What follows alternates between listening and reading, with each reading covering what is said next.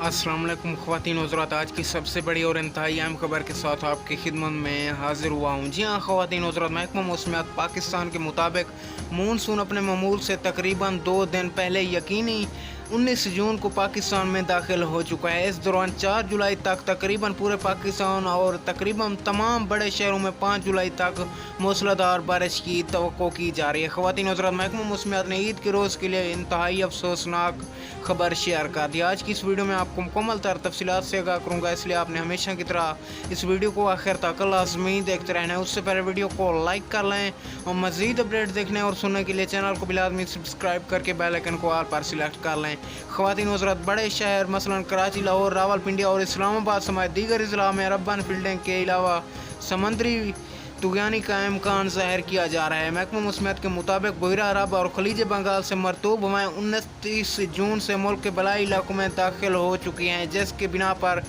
कहा जा रहा है कि मानसून अपने मामूल से पहले पाकिस्तान में दाखिल हो चुकी है।